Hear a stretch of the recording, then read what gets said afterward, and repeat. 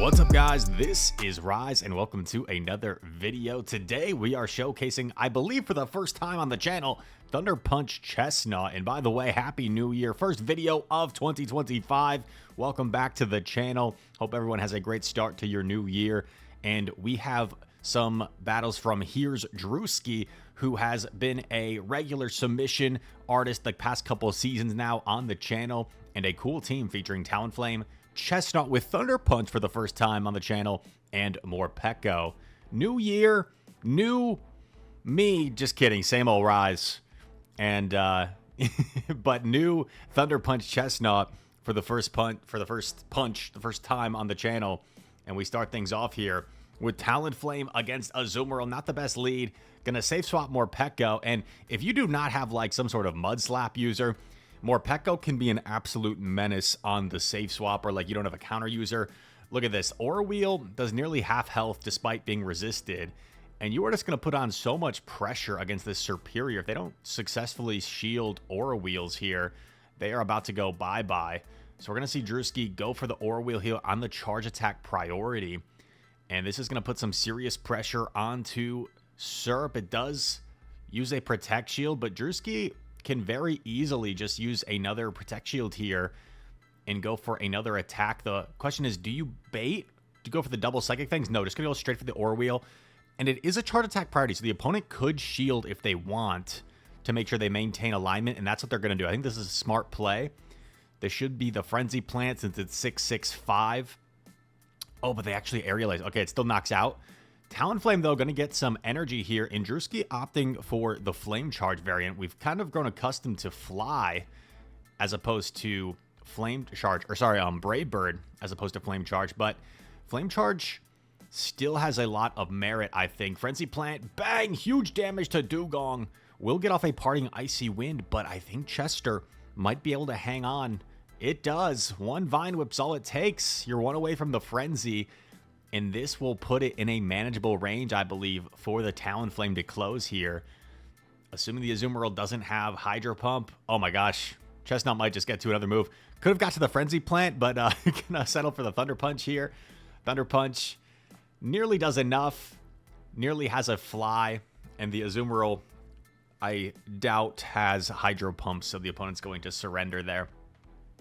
And a nice win to start things off from Drewski. Look at that little pose. Look at that little pose on his character. Talon into Aurora's. Interesting.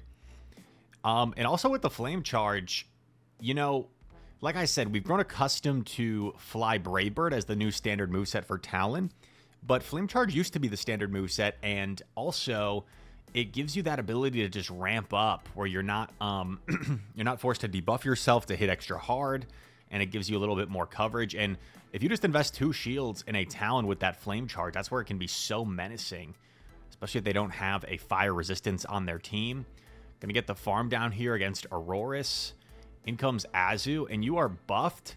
I wouldn't have minded to see like the double Fly there, but oh, well, this actually works out even better because you lure out Superior, and the game's just over, in my opinion. The game's just over because you don't even need to shield Morpeko at this point. I think you just let Morpeko go, and you get to the double Aura Wheel. This is like best case scenario.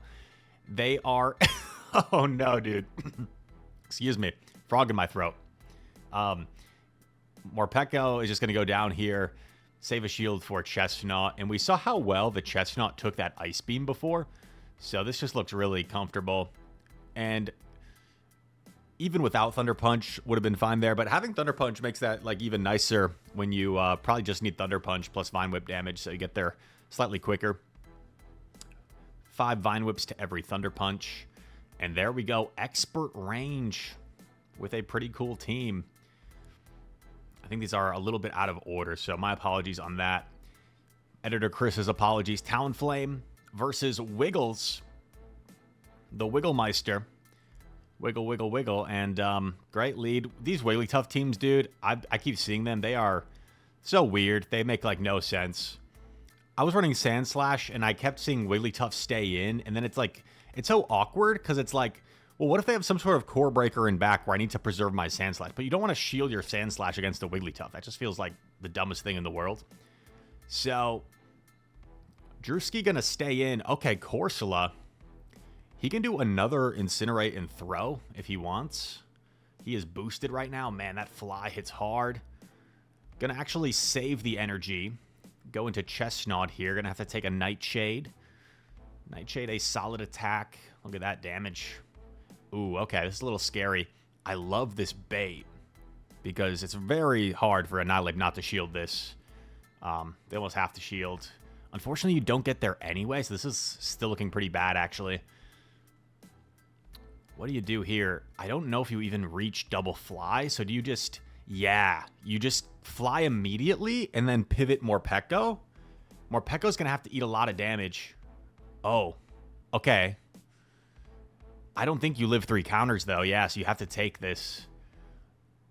Morpeko going to try to do that Psychic Fangs. Oh, no, dude. Oh, what a catch. But can we double up here? Can we double up on the Corsola or Thunder Shock down? I think we can Thunder Shock down here. Oh, my gosh. Morpeko, you monster. You hangry monster. Aura Wheel for a little bit of a flex here. Psychic Fangs would have been enough. Wow, Drewski adding insult to injury. Unbelievable. Unbelievable. He's flexing. He's BMing on the opponent with the big Aura Wheel. Next opponent, Talon into Annihilate. All right. Pretty solid here. Annihilate can just, like, I think, muscle its way through this if it's willing to invest to protect shields. But actually, it probably can't with Flame Charge. With Flame Charge and the boosted Incinerate damage, it probably cannot afford to do that. So this is actually... Oh, this matchup actually makes Flame Charge really appealing. Because now there's, like, no way Annihilate can flip this. Do we get the Incinerate down in 2, or are they 4 off? Let's see. Yeah, they were dry, so we get it. We get the Incinerate down. Double fly here for Azumarill. We've seen Drewski pivot here in the past. Is he going to pivot again this time? Yep, going to pivot straight into Morpeko. And lures out Drapion, but this will probably grab the final Protect Shield. And hopefully we'll set up his Chesnaught in the end. Also, Drapion's not going to be able to knock out here. Assuming it's not running Sludge Bomb. Even if it is running Sludge Bomb, it's non-Shadow. So Morpeko might actually live. Oh my gosh. This is where running the non-Shadow Drapion, the opponent is like, gosh dang it, why am I running the non-Shadow? A little bit of lag. Yeah, I like this. Just get rid of this thing as soon as you can. Use that fly immediately. And then you've got Chesnaught against Azu in the zero shield scenario. Azu's already been chipped by a fly, so you can live 1 Ice Beam, no problem. And can just safely commit to a Frenzy Plant here, since Thunder Punch won't be enough. Smart play by the Azumarill user going for the Play Rough, since it would do more damage. But still not going to be enough to one-shot Chesnaught, because those bubbles ain't doing much. Next opponent. Whoa. That was some outfit. Here we go. Talon into Azu. Gonna safe swap the Morpeko. Met by Annihilate. Going straight for the Aura Wheel here. Straight for the Aura Wheel. Oh, and it connects. And now we can flip this if we want. Oh my gosh, we didn't even have to use a shield either. Well, now you come in with Azu, yeah, because you don't have to shield. I personally would have gone for the Aura Wheel, but I guess this is fine too, because you debuff the Azu, so this kind of makes sense. Even though Aura Wheel would have done more.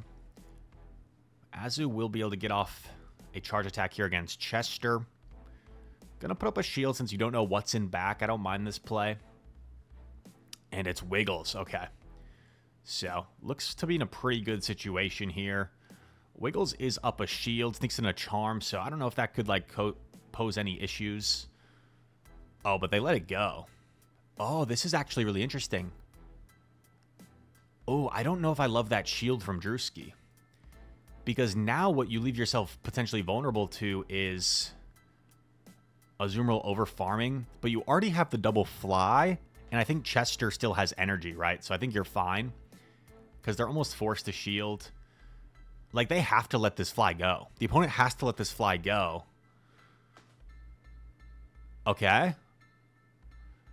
But, oh, I forgot how healthy Chester is. For some reason, I thought it had already, like, eaten a move. Never mind. It's not even within a move range. This game is so over.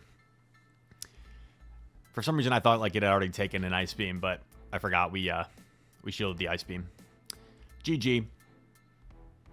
Very confident win. Very comfortable. And it's on to the next one. Mimi. The infamous Mimi. Tough lead. Yikes, this is pretty tough for the whole team. The game doesn't let him switch, so he's slow on the Morpeko swap, which allows D-Knight to get here first, which is pretty annoying. Dragon Claw. Gonna get shielded. Going to go straight for the Aura Wheel. Does Mimi try to call this? He doesn't, okay. Form change. Just gonna get off the Psychic Fangs here. This is really nice, because you probably grab the second shield before going down. And then I think you kind of have to come in Talonflame. You did debuff the Dragonite, which is nice, because maybe it makes this farm down more manageable. Oh, you come in Chesnaught. Interesting. Okay. Well, Dragonite's going to potentially get to 2 attacks here before the Thunder Punch. Oh, okay. Going to finally use a Protect Shield. Shields are now down, though, so could Talon potentially go off here? I don't think so. I think Azu's going to be a little bit too much here. We have to double fly. Was that a CMP?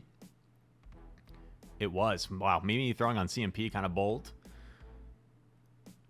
But what this might allow is fly. Oh, we got the double CMP. Double CMP mechanic. Can Chesnaught farm down? No, I don't think we can farm down. We have to throw at some point. And Dragonite still exists, so we basically have to throw immediately a Dragonite. So Mimi will probably think he's cool. He'll probably come in Dragonite, do 2, and then throw. Oh, never mind. Yeah, I don't know. I don't know if there's any way to really win that game, honestly. Dragonite's just too tough for this team in the lead. Next opponent, Talon into... Oh, God, okay. Here we go. Can we overcome the dreaded Dragonite lead? We're playing it differently this time.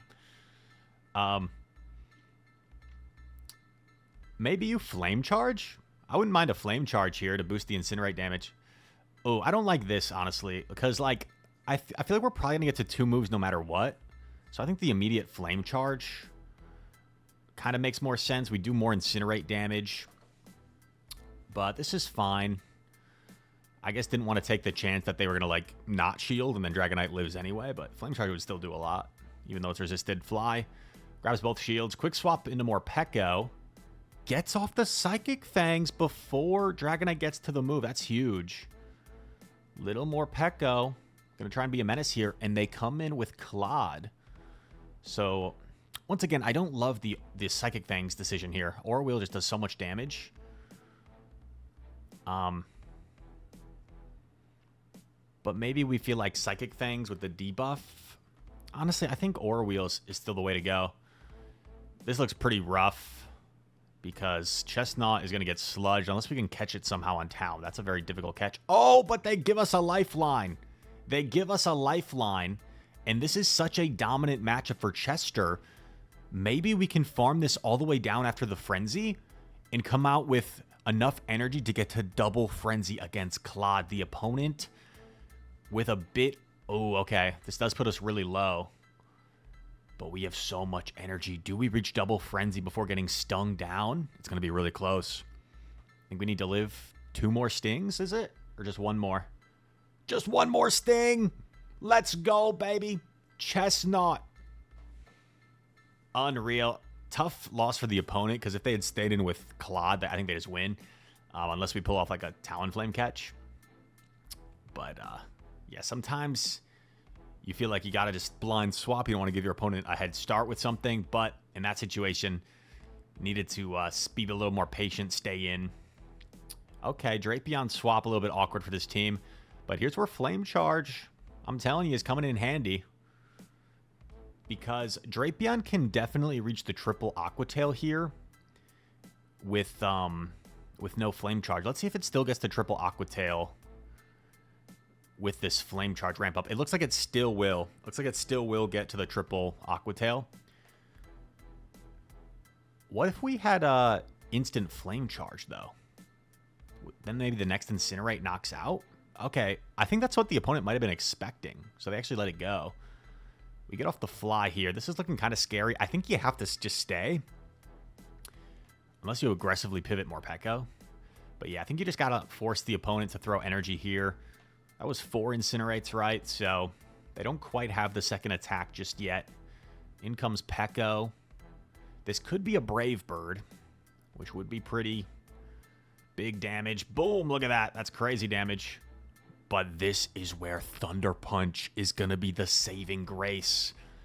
Because the Talonflame is completely dry. Have to be a little bit careful, though, not to put yourself into, like, 1 Incinerate range in case they live a Thunder Punch. This might put us into single Incinerate range. So I guess at this point, we're just hoping that a single Thunder Punch is enough. Come on, Chester.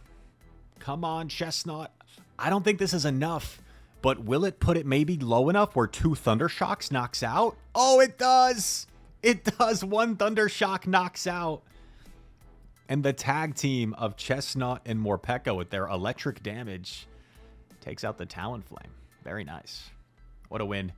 Mr. Wadaj, one of the best players in the world. He'll tell you he's the best player in the world. Very confident player. And has the awards to back it up.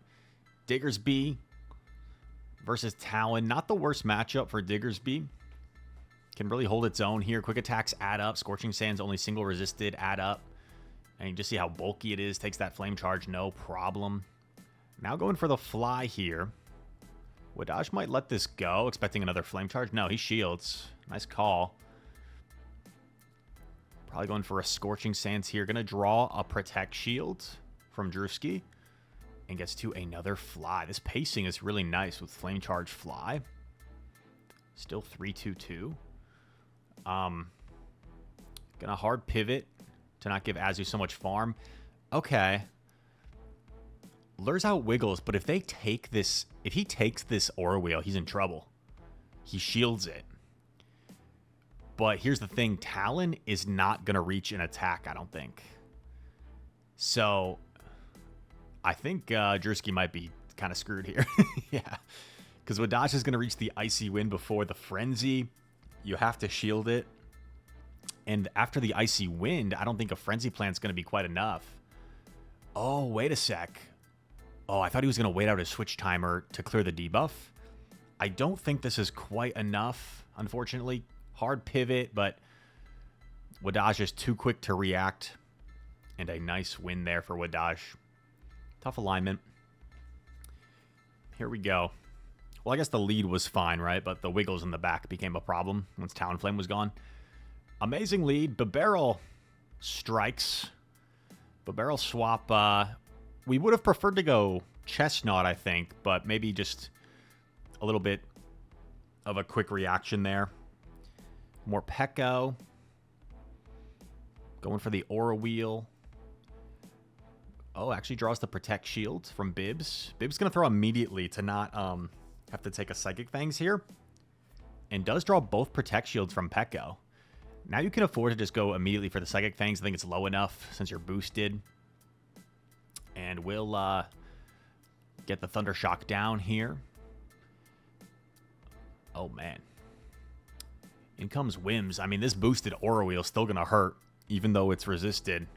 Bang, big damage. They know Wims is kind of dead weight against Talon, so they're just going to absorb it, let it go, save a shield for whatever their back Pokemon is. But Talon and Chesnaught, I mean, I feel like they cover each other's weaknesses quite well. And, oh, God.